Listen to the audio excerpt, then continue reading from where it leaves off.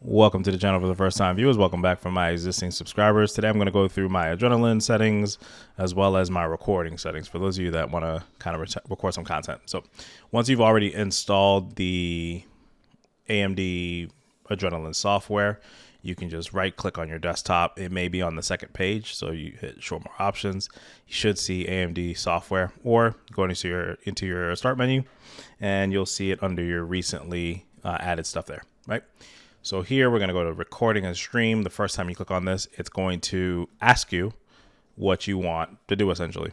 But what we're going to do is we're going to kind of bypass that. We already know what we want. It'll say, do you want to record or do you want to stream, whatever, what have you. So here you can go to settings. And these are my settings right here. I'll make it full screen.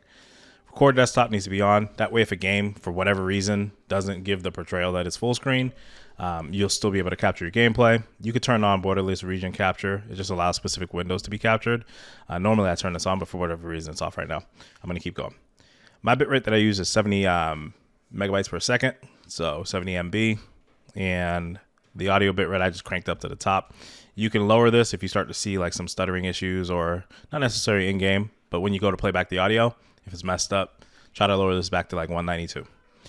There's a couple different options here. If you have a video editing software that allows you to edit AV1 footage, you could select AV1. AVC is kind of uncompressed, and this is just a more efficient format. So I've been using HEVC. Your audio channels, just leave it on automatic. I don't touch that. Separate microphone track is really good if you want to edit your volume, but I do it a different way because the AMD software is actually pretty good if you're using a standalone mic. So here, this is just create essentially the video and then a second file with your audio. But when you go into your editing software, you'll have to merge the two together. NVIDIA does the same thing, except they'll have all-in-one clip, which is more convenient. I haven't used this in a while. They may have changed it. But here, you want to make sure you toggle on record microphone. Otherwise, it's obvious you're not going to have your microphone on. Increase the volume to 100. Push to talk. This could be something if you are going to stream using the AMD software, which we're not going to cover today. And audio boost is going to be set to low. Now, what this does is it allows your volume from your mic to be a little higher than the game volume. But if you set this to high, then it's going to boost your volume really high, and the game volume is going to be like whisper quiet. The way I use low is I'll have my mic muted if I'm just recording a benchmark and it's not with my friends. And when I get to the actual video editor, which I use Vegas Edit, you can actually normalize the volume. And when you normalize it, it will increase the game sound back to normal. So if you just recording gameplay, no microphone, you want it to be full volume again, you can normalize it in an editor.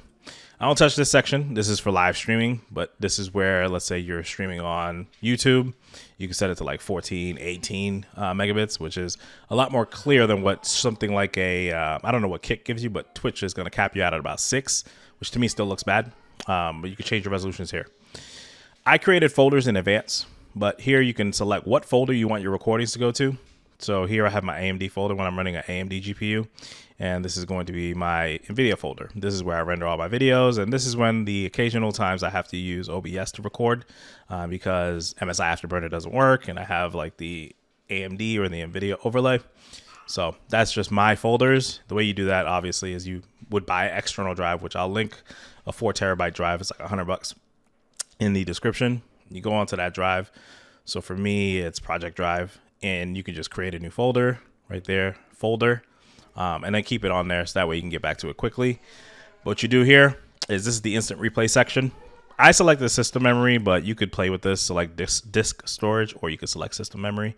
And then for me, I want to be able to record the 90 seconds. So with the 90 seconds here, it's a minute and a half. That way, if I get a kill or if I'm playing ranked, then I don't have to, I'm talking about ranked siege. This is really what got me into my 90 seconds is, it would be like a half of a round, right? Because the rounds in ranked were 3 minutes. They probably still are, but they were 3 minutes. I don't use the instant GIF and I don't use the in-game replay. This will just kind of save your last moments, and that's just a resource it doesn't need to use. Audio capture device. This is going to be your default microphone, so make sure it's whatever you have set. It's set to default, but you can manually select it if you have a camera and like 3 or 4 different mics, like a headset mic, a standalone mic.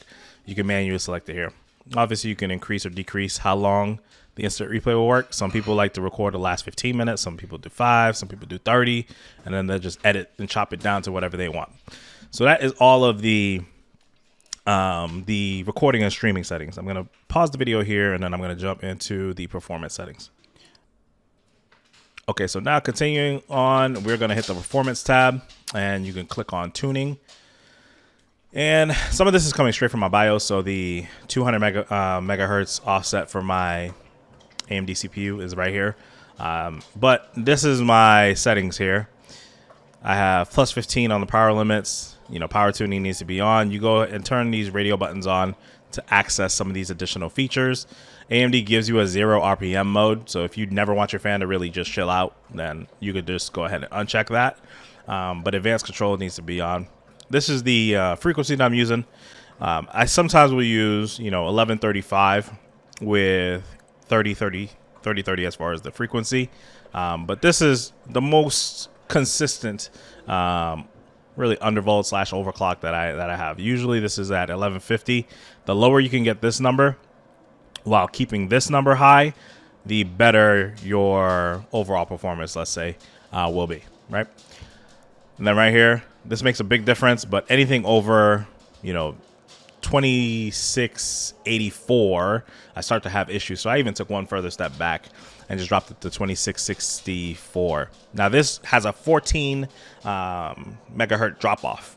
So if I did 7,000, it's going to show up as like 14 less, right? So this right here is my 2650. And really that's what I keep saying to people is like, I don't have any crazy settings set up. One fast way that I've talked about in the past that you can quickly get to what a potential undervolt could be for you is you can go to undervolt GPU, and then you can go to overclock GPU, overclock your VRAM, and then take those three, add a little bit to the voltage, and test out that profile to see if that custom. You go to custom here, and you see if that will work for you. So what I do is you would click undervolt, and it runs a test. Sees what the card is capable as far as undervolting goes, and gives it the lowest voltage possible.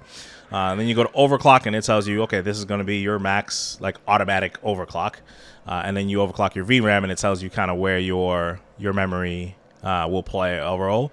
And then you just create a default profile with those three things and increase the voltage a little bit. So I'm talking about like maybe 5 millivolts, 10 millivolts, and go from there. So hopefully this gives you all some insights on what I use. I don't do anything crazy.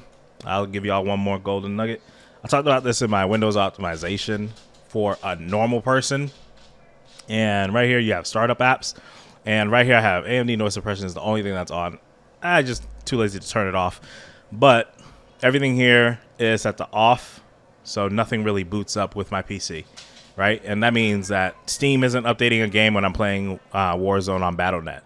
Epic Games Launcher isn't going to update a game while I'm playing a different, a different unit. And that's really what happens a lot of times is that you'll just be playing your game and all of a sudden something in the background starts using the CPU's resources or the RAM to an extent where you'll notice either some stutter or you'll notice something going on in your system. And that's just one way to kind of sidestep all of that. All right, let me know what else you all want to see. And I'm just going to cut out from here. Hopefully, again, this was helpful. And yeah, y'all took some value from it.